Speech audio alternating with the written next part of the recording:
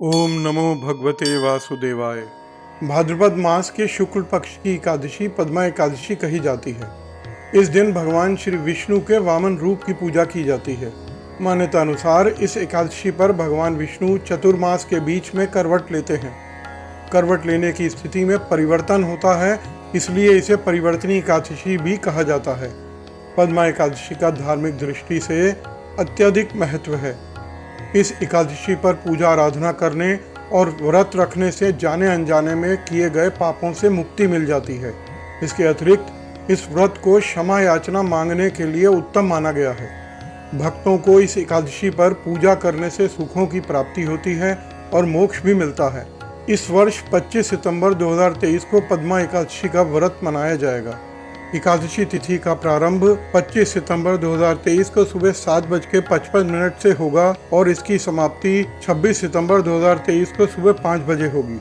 पद्मा एकादशी की पूजा करने के लिए सुबह सवेरे निवृत्त होकर स्नान कर लिया जाता है और स्वच्छ वस्त्र धारण किए जाते हैं। इस व्रत में धूप, दीप, नैवेद्य और पुष्प आदि से पूजा करने का विधि विधान है। इस तिथि के व्रत में 7 कुंभ स्थापित किए जाते हैं। 7 कुंभों में 7 प्रकार के अलग अलग धान्य भरे जाते हैं। इन 7 धान्यों में गेहूं, उड़द, मूंग, चना, जौ, चावल और मसूर हैं। एकादशी तिथि से पूर्व की तिथि अर्थात दशमी तिथि में इनमें से किसी धान्य का सेवन नहीं करना चाहिए। कुंभ के ऊपर श्री विष्णु जी की मूर्ति रख पूजा की जाती है। इस व्रत को करने से रात्रि में श्री गणेश जी का पाठ का जागरण करना चाहिए। यह व्रत दशमी तिथि से शुरू होकर द्वादशी तिथि तक जाता है, इसलिए इस व्रत की अवधि सामान्य व्रतों की तुलना में कुछ लंबी होती है। एकादशी तिथि के दिन पूरे दिन व्रत रखकर अगले दिन द्वादशी तिथि के प्रातः काल में अन्न से भरा घड़ा ब्राह्मण को दान कर दिया जाता है। बता दें कि एकादशी व्रत का पारण द्वादशी के दिन ही किया जाता है। पद्म पुराण में श्री कृष्ण ने युधिष्ठिर को पद्म एकादशी के महात्म्य का वर्णन बताया था। युधिष्ठिर पूछते हैं, हे केशव, भाद्रपद मास के शुक्ल पक्ष में जो एकादशी होती है उसका क्या नाम, कौन देवता और कैसी विधि है, यह बतलाइए। भगवान श्री कृष्ण बोले, राजन, इस विषय में मैं तुम्हें आश्चर्यजनक कथा सुनाता हूँ, जिसे ब्रह्मा जी ने महात्मा नारद से कहा था। नारद जी ने बोला, चतुर्मुख, आपको नमस्कार है। मैं भगवान विष्णु की आराधना के लिए आपके मुख से यह सुनना चाहता हूँ कि भाद्रपद मास के शुक्ल पक्ष में कौन सी एकादशी होती है। ब्रह्मा जी ने कहा, मुनिश्रेष्ठ, तुमने बहुत उत्तम बात पूछी है। क्यों न हो, वैष्णव जो ठहरे। भाद्रपद के शुक्ल पक्ष की एकादशी पद्मा के नाम से विख्यात है। उस दिन भगवान ऋषिकेश की पूजा होती है। यह उत्तम व्रत अवश्य करने योग्य है। सूर्य वंश में मानधाता नामक एक चक्रवर्ती सत्य प्रतीक और प्रतापी राजश्री हुए थे। वे प्रजा का अपने औरस पुत्रों की भांति धर्म पूर्वक पालन किया करते थे। उनके राज्य में कभी अकाल नहीं पड़ता था, मानसिक चिंताएं नहीं सताती थीं और व्याधियों का प्रकोप भी नहीं होता था। उनकी प्रजा निर्भय और धन धान्य से समृद्ध थी। महाराज के कोष में केवल न्यायोपार्जित धन का ही संग्रह होता था। उनके राज्य में समस्त वर्णों और आश्रमों के लोग अपने अपने धर्म में लगे रहते थे। मानधाता के राज्य की भूमि कामधेनु के समान फल देने वाली थी। उनके राज्य करते समय प्रजा को बहुत सुख प्राप्त होता था। एक समय किसी कर्म का फलयोग प्राप्त होने पर राजा के राज्य में 3 वर्षों तक वर्षा नहीं हुई।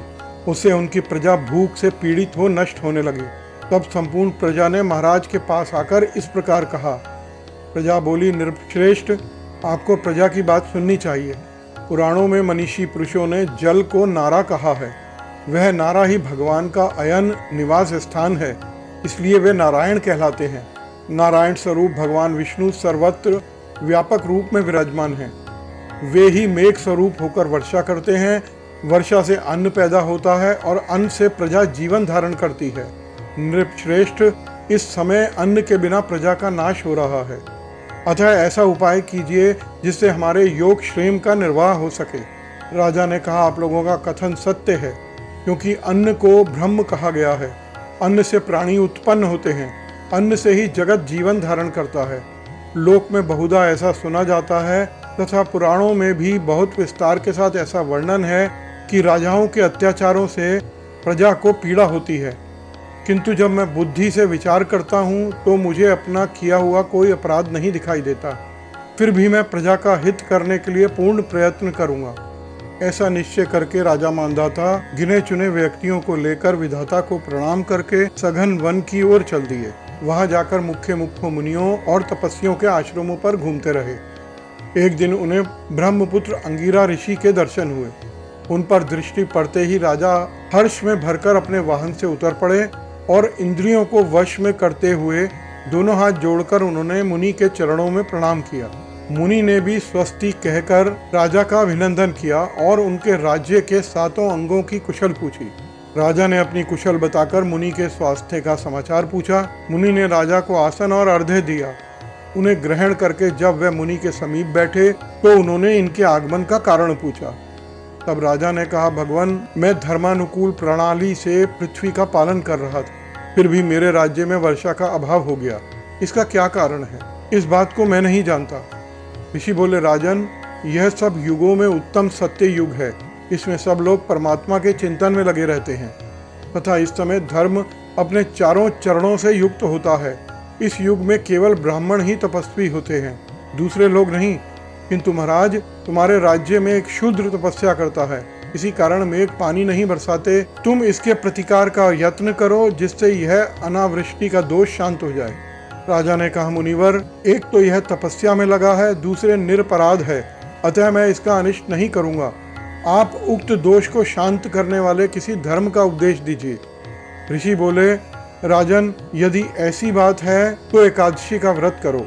भाद्रपद मास के शुक्ल पक्ष में जो पद्मा नाम से विख्यात एकादशी होती है, उसके व्रत के प्रभाव से निश्चय ही उत्तम वृष्टि होगी। नरेश, तुम अपनी प्रजा और परिजनों के साथ इसका व्रत करो। ऋषि का है वचन सुनकर राजा अपने घर लौट आए। उन्होंने चारों वर्णों को समस्त प्रजाओं के साथ भाद्रपद के शुक्ल पक्ष की पद्मा एकादशी का व्रत किया। इस प्रकार व्रत करने पर मेघ पानी बरसाने लगे, पृथ्वी जल से भर गई और हरी भरी खेती से सुशोभित होने लगी। इस व्रत के प्रभाव से सब लोग सुखी हो गए। श्री कृष्ण कहते हैं, राजन, इस कारण इस उत्तम व्रत का अनुष्ठान अवश्य करना चाहिए। पद्मा एकादशी के दिन जल से भरे घड़े को वस्त्र से ढककर दही और चावल के साथ ब्राह्मण को दान देना चाहिए। साथ ही छाता और जूता भी देना चाहिए। दान करते समय निम्नलिखित मंत्र का उच्चारण करें। नमो नमस्ते गोविंद बुद्ध श्रवण संज्ञक अघौक संक्षयम कृत्वा सर्व सौरभ्य प्रदो भव भुक्ति मुक्ति प्रदश्चैव लोकानाम सुखदायक। अर्थात बुधवार और श्रवण नक्षत्र के योग से युक्त द्वादशी के दिन बुद्ध श्रवण का नाम धारण करने वाले भगवान गोविंद आपको नमस्कार है, नमस्कार है। मेरी पाप राशि का नाश करके आप मुझे सब प्रकार के सुख प्रदान करें। आप पुण्य आत्माओं जनों को भोग और मोक्ष प्रदान करने वाले और सुखदायक हैं। हे राजन, इसके पढ़ने और सुनने से मनुष्य सब पापों से मुक्त हो जाता है। ओम नमो भगवते वासुदेवाय। भक्ति और ज्ञान से सराबोर पौराणिक कहानियों को सुनने के लिए हमारे चैनल कथा मंजूषा को सब्सक्राइब करें। वीडियो को लाइक और शेयर करना ना भूलें। धन्यवाद।